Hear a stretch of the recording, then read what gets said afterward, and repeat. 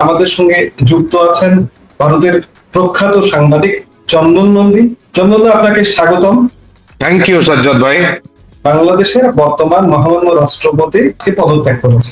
এই মুহূর্তে বাংলাদেশ বলা যায় মার্কিন খানিকটা কর্তৃত্বাধীন, অনেকটা মার্কিন এখানে একটা ইশারা আছে। যেটাই বলি না কেন, মার্কিন দূত যে মুহূর্তে বাংলাদেশে আসছেন, ঠিক সেই মুহূর্তে বাংলাদেশের রাষ্ট্রপতির পদত্যাগ ঘটলো। এই বিষয়টিকে আপনি কিভাবে দেখছেন?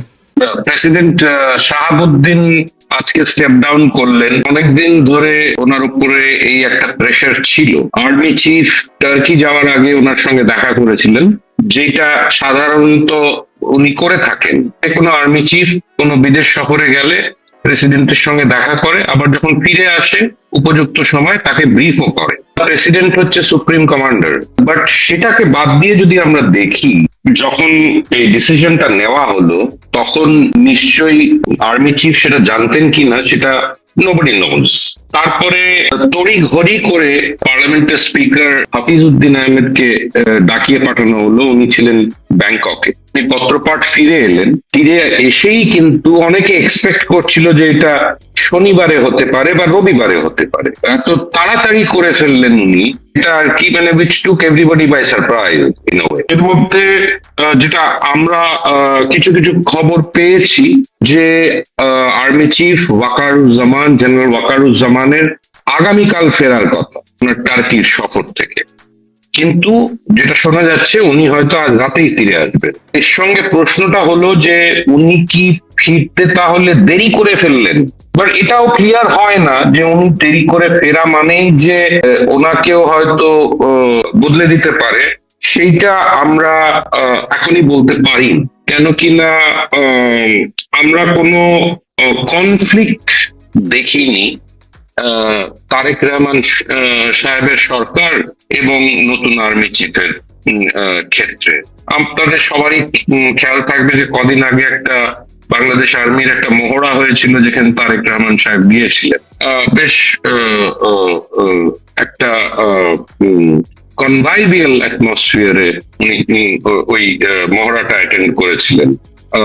তো সেখানে এখন আমাদের এগুলো হয়তো আমরা আগামী দিনগুলোতে জানতে পারবো যে যে আর্মি চিফ কি জানতেন যে প্রেসিডেন্ট চুপ্পুর হয়তো আর বেশি দিন ওই পদে উনি থাকবেন না। তাহলে উনি তাড়াতাড়ি ফিরে আসছেন কেন? তো এই নানান জটিল প্রশ্নগুলো রয়েছে। এটা হলো নাম্বার ওয়ান। আর অবভিয়াসলি এটার সঙ্গে যুক্ত হবে যে উনি ফিরে আসার পর ওয়াকার ইউনুস সাহেবের, ওয়াকার উজ্জামানের কি ধরনের পজিশন থাকবে। তো এই প্রশ্নগুলো কিন্তু আছে, থাকবে কিছুদিন। হয়তো কিছুদিন পরে আমরা এগুলো জানতে পারবো, বা এমন ইভেন্টস ঘটতে পারে যেটা সেলফ এক্সপ্লেনেটরি হয়ে যাবে আর কি। এটা হলো নাম্বার ওয়ান। এটা হলো যেটাকে আমরা বলি, মানে অনেকগুলো জড়িত এটার সঙ্গে জড়িত হচ্ছে মার্কিন যুক্তরাষ্ট্রেও যে যারা মিস্টার সার্জিও গড়, যে ভারতে উনি অ্যাম্বাসেডর মার্কিন যুক্তরাষ্ট্রের, এবং সাউথ এশিয়া আর সেন্ট্রাল এশিয়ার কিছুটা হলেও দেখেন। অলদো পল কাপুর হচ্ছেন অ্যাসিস্ট্যান্ট সেক্রেটারি, কিন্তু এই জায়গাগুলোর মধ্যেও গড় সাহেবের ইন্টারেস্ট আছে, ডিপ্লোম্যাটিক রোল প্লে করেন। তো আমাদের দেখতে হবে আমেরিকার ওপরে এটা কি ধরনের ইম্প্যাক্ট ফেলবে, আর আরেকটা দেখতে হবে হচ্ছে ভারতের উপরে কি ধরনের ইম্প্যাক্ট হবে। ভারতের জন্য আমরা সবাই জানি যে চুপ্পু সাহেব শেখ হাসিনার প্রেসিডেন্সিয়াল নমিনি ছিলেন। ওনাকে ইউনুস সরকার রিটেন করেছিলেন। আর এই যে 5-6 মাস তারেক রহমান সাহেবের যে সরকার আছেন, তারাও ওনাকে রিটেন করেছে। তাহলে এই মুহূর্তে চুপ্পু সাহেবের স্টেপ ডাউন করা, এটার সঙ্গে কোনো ডোমেস্টিক পলিটিক্যাল ডেভেলপমেন্টের কোনো সম্পর্ক আছে কিনা, সেটা আবার যুক্ত হয় বাংলাদেশের ডোমেস্টিক পলিটিক্স এর সঙ্গে। আমরা এটা বুঝতে পারছি যে সার্জিও গড় যে ঢাকায় আসবেন 30 তারিখে, ওনার মেইন এজেন্ডা আইটেম কি থাকতে পারে? অবভিয়াসলি ডিপ্লোম্যাটিক যা আছে। সার্জিও বোরে ঢোকার আগে আমি এই প্রশ্নটা একটু সেরে নেই। ওয়াকারুজ্জামান, এই যে আজকে যে আমরা বদলের বাংলাদেশ দেখছি, এই বদলের বাংলাদেশের পেছনে ওয়াকারুজ্জামানেরও কোনো না কোনো ভাবে যুক্ততা আছে, বা সরাসরি বা যেভাবেই হোক যুক্ততা আছে। কিন্তু বাংলাদেশে হ্যাঁ, এই মুহূর্তে একটা বড় ঘটনা ঘটে গেল যে রাষ্ট্রপতি অপসারণ, ওয়াকারুজ্জামান বাইরে। ওয়াকারুজ্জামানের কপালেও কি দুঃখ আছে? এমন দুঃখ আছে, আমরা কদিন আগে দেখলাম নৌপ্রধান স্বাভাবিক অবসরে গেছে, বিমান প্রধানও হয়তো এবছরই অবসরে যাবেন, ওয়াকারুজ্জামান আগামী বছর যাবেন। ওয়াকারুজ্জামানের কপালেও কি এমন কোনো দুঃখ আছে কি? এরকম কি মনে হয়? দেখুন, আমার যেটা মনে হচ্ছে যে আমি যেটা শুনতে পারছি আর কি বিএনপি কোয়ার্টার্স থেকে, যে ওয়াকারুজ্জামানকেও হয়তো সরে যেতে হবে, কিন্তু সেটা ইমিডিয়েটলি হবে কিনা সেটা নিয়ে আমার ঘোর সন্দেহ। কেন কিনা ওয়াকারুজ্জামান 2024 জুন মাসে ওনাকে নিয়োগ দেওয়া হয়েছিল শেখ হাসিনা থাকাকালীন। তারপর থেকে উনি আছেন, ইন্টারিম সরকার এলেন, উনি একটা অত্যন্ত ইম্পর্টেন্ট রোল প্লে করেছিলেন। আর কিছু কিছু লোক তো বলেই যে উনি কিন্তু ইফেক্টিভলি উনি চার্জে ছিলেন, অ্যাটলিস্ট ম্যাক্রো লেভেল ইস্যু গুলোকে যদি আমরা দেখি আর কি। তো উনি যেভাবেই এই যেভাবেই রোলটা প্লে করেছেন, একটা পজিটিভ সাইড আমাদের সেটা দেখতে হবে যে উনি এক ধরনের স্টেবিলিটি কিন্তু মেনটেন করেছিলেন। আমরা দেখেছি যে ইন্টারিম সরকারের সময় চরম অরাজকতা ছিল, ল অ্যান্ড অর্ডারের সিচুয়েশন খুব খারাপ ছিল, তার সঙ্গে ইকোনমিক তো বাদই দিলাম। তো আর ওই সময়ই কিন্তু ইন্টারিম সরকারের সময়ে কিন্তু আমাদের খেয়াল থাকা উচিত সবারই যে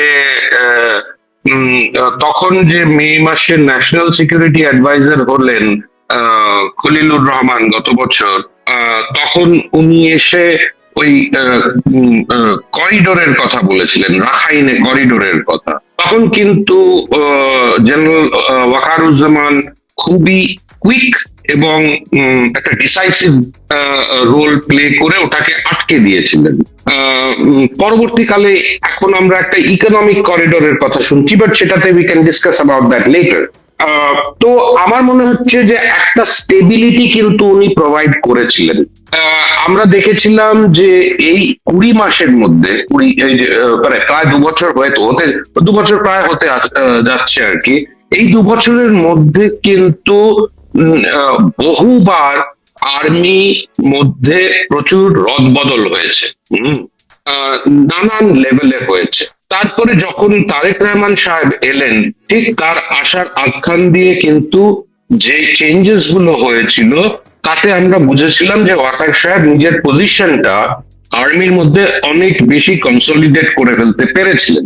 সেই পজিশন কিন্তু এখনো আছে, ওনার লোকজনরা কিন্তু এখনো আছে নানান গুরুত্বপূর্ণ জায়গায় আর্মিতে। হ্যাঁ, তো সেখানে তারেক রহমান সাহেব কি চাইবে যে ইমিডিয়েটলি প্রেসিডেন্ট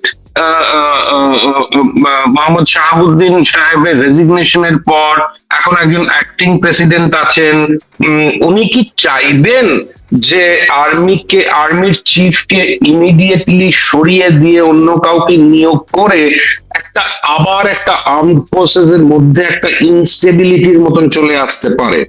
আমরা জানি যে ওয়াকার সাহেবের একটা ইম্পর্টেন্ট পাওয়ার সোর্স ছিল হচ্ছে ওনার দুজন অন্য ব্যাচমেট, নেভি চিফ এবং air force chief. Navy chief admiral Nazmul Hasan কদিন আগেই 23 তারিখে উনি কিন্তু ফর্মালি চার্জ হ্যান্ড ওভার করেছেন নতুন যে ইনকামবেন্ট এলেন আর কি, মিসবাহ সাহেব তাকে, অ্যাডমিরাল মিসবাহকে। তো রাইট, তো আমরা কি তারেক রহমান সাহেব কি চাইবে যে ইমিডিয়েটলি আবার একটা ডিফেন্স ফোর্সের মধ্যে জেনারেলি আর আর্মির মধ্যে পার্টিকুলারলি কোন ধরনের ইনস্টেবিলিটি, এই পাওয়ার জকিং গুলোকে নিয়ে সেই জায়গাগুলোকে কি উনি চাইবেন ডিস্টার্ব করতে? তো এখন চাইবেন কিনা প্রশ্ন আছে, জি। Correct, correct. তো আমাদের সেগুলোর জন্য সেই জন্য আমি বলছি যে it's too early to predict anything. Waker সাহেব যদি আজ রাতের মধ্যে ফিরে আসেন, সেটা এক ধরনের ব্যাখ্যা হতে পারে স্টোরি। বাট উনি যদি আগামীকাল ফেরেন, যেদিন ওনার ফেরার কথা, তাহলে এক ধরনের ব্যাখ্যা হতে পারে। বাট সার্টেনলি উনি এই ডেভেলপমেন্টস গুলো যে হয়েছে সেগুলো নিয়ে উনি নিশ্চয়ই is aware of all this, and আমার মনে হচ্ছে নিশ্চয়ই উনি এক ধরনের রিয়ার গার্ড অ্যাকশন নিয়েছেন টু রিং ফেন্স হিমসেলফ। তো আমরা এগুলো হয়তো দেখতে পারবো, এগুলোর ইম্প্যাক্ট বা আউটকাম আমরা দেখতে পারবো ওনার ফেরার পরে, যে ওনাকে তারেক সাহেব রিটেন করবেন না অন্য কাউকে তারা অলরেডি চুজ করে রেখেছেন যাকে ওনার জায়গায় বসাবে। আর এটাও হতে পারে যে ওনাকেই রিটেন করলেন উনি, কেন কিনা ওই যে বললাম প্রথম গোড়ার দিকে যে আমরা কোন ধরনের ডিফারেন্সেস অফ ওপিনিয়ন বলুন বা কনফ্লিক্ট বলুন, যে এক্সিকিউটিভ আর কি, প্রাইম মিনিস্টার ওনার মধ্যে এবং আর্মি চিফের মধ্যে, আর্মি একটা অত্যন্ত গুরুত্বপূর্ণ পাওয়ার সেন্টার বাংলাদেশে। তো এটাকে কিন্তু প্রত্যেক এক্সিকিউটিভ কিন্তু কিড গ্লাভস দিয়ে আর কি ট্রিট করবে না, আমার মনে হয় অনেক বেশি সিরিয়াসলি এটাকে ট্রিট করবে। আর উনি এমন কোন নিজার্ক রিয়াকশনের মধ্যে যাবেন না বা নিজার্ক কোনো অ্যাকশনের মধ্যে যাবেন না, যাতে কি এই যে একটা এই পুরো ব্যাপারটাকে আরো প্রেসিপিটেট করে ফেলতে পারে। আশা করি উনি সেই ধরনের কোনো অ্যাকশনের মধ্যে যাবেন না, কারণ ওনাকে মনে রাখতে হবে যে ভারতও কিন্তু এই চেঞ্জ গুলোর সঙ্গে একটা খুব ক্রিটিক্যালি জড়িত। তো এইগুলো মাথায় রেখেই কিন্তু তারেক সাহেবকে অ্যাক্ট করতে হবে। জি দাদা, আমরা সার্জিও গোর প্রসঙ্গে আসি। ট্রাম্প প্রশাসনের বিশেষ দূত এবং ডোনাল্ড ট্রাম্পের খুব কাছের মানুষ সার্জিও গোর ঢাকা সফরে আসছেন। এই সফরের নেপথ্য কারণ কি বা উদ্দেশ্য কি? দেখুন, একটা ইম্পর্টেন্ট জিনিস গোড়ায় বলে রাখতে হবে যে এটা কিন্তু আপনার প্রথম প্রশ্নের সঙ্গে জড়িত। আর সেটা হলো যে সার্জিও গর আসছেন 30 তারিখে, আর এই যে প্রেসিডেন্ট শাহাবুদ্দিন আজকে রিজাইন করলেন, ওনার জায়গায় একজন অ্যাক্টিং প্রেসিডেন্ট এসছে, আর্মি চিফ এখনো দেশে পৌঁছতে পারেনি। তো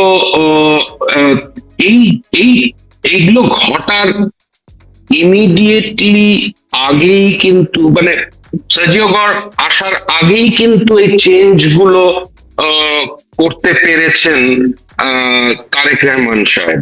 এখন সেটার একটা ইমপ্লিকেশন আছে যে উনি একটা মেসেজ দিতে চাইছেন যে উনি কিন্তু he is in charge, he is in command. এখন সেটা পূরণ হয়ে যাবে যদি উনি তাড়াতাড়ি জেনারেল ওয়াকারুজ্জামানকে রিপ্লেস করে ফেলেন, বাট সেটা উনি করবেন না আমার যতদূর মনে হয়। হাউএভার সার্জিও গরের আসার আগে করে ফেলাটা একটা ইম্পর্টেন্ট মেসেজ যাচ্ছে মার্কিন যুক্তরাষ্ট্রের কাছে, এবং সেটা ভারতের দিকেও একটা মেসেজিং যাচ্ছে যে উনি কিন্তু he is now very gradually, খুব আস্তে আস্তে উনি এস্টাবলিশ করতে চাইছেন যে হি ইজ ইন কন্ট্রোল।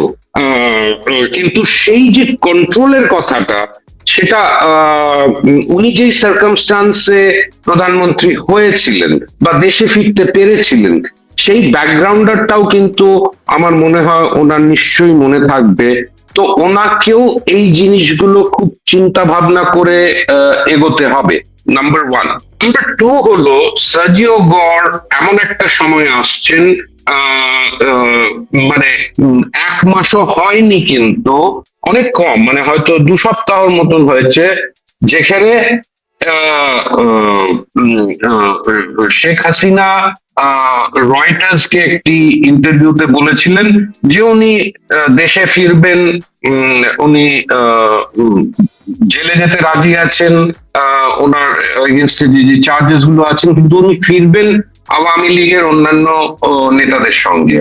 না, এটা কতটা কার্যকরী হবে, উনি কতটা এটা কতটা রিয়ালিটির ইয়েতে আমরা দেখতে পারবো, সেটা হচ্ছে সেকেন্ডারি ইস্যু। বাট উনি সার্টেনলি একটা এই স্টেটমেন্টটা দেওয়ার পরে সার্টেনলি এটার একটা ইম্প্যাক্ট হয়েছে। কেন কিনা আমরা এটাও জানি যে কদিন আগেই একটা মানে লিক হয়েছে, সাপোজেডলি এই কনভারসেশন বিটুইন মে মাসের নাকি কনভারসেশন একটা হয়েছিল শেখ হাসিনার সঙ্গে প্রেসিডেন্ট চুপুর। তো তার সঙ্গে, তো সেটা আর কি আমাদের কতটা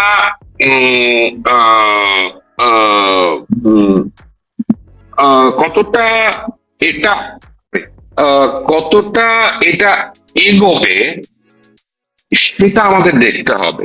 আর সার্জিও গড় যে প্রপোজালটা নিয়ে, উনি কিন্তু সেটা নিশ্চয়ই আওয়ামী লীগের ফেরত আসার বা শেখ হাসিনার ফেরত আসার একটা অ্যাটমসফিয়ার বা একটা কন্ডিশন তৈরি করার জন্য, এটাও আমরা বুঝতে পারছি। তার ডিফারেন্ট অ্যাসপেক্টস গুলো, তার ডিফারেন্ট এলিমেন্টস গুলো আমরা জানি না, অবভিয়াসলি আমরা জানি না, বাট সার্টেনলি সার্জিও গড়ের আসার পেছনে সবচেয়ে মেইন পয়েন্ট ওনার এজেন্ডাতে যেটা থাকবে সেটা হচ্ছে আওয়ামী লীগকে কিভাবে এই পলিটিক্যাল স্পেসে আবার ফেরানো যায়।